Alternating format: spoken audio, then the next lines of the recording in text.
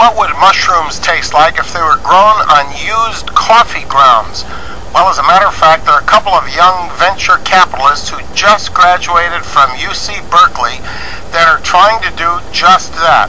They have found that used coffee grounds have exactly the right kinds of nutrients to develop mushrooms.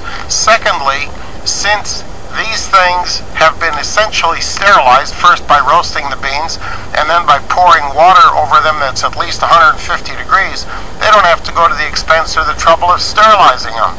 They've got a little place in Emeryville, and they're growing oyster mushrooms to start with.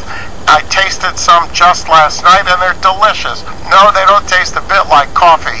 This thing keeps going on and on.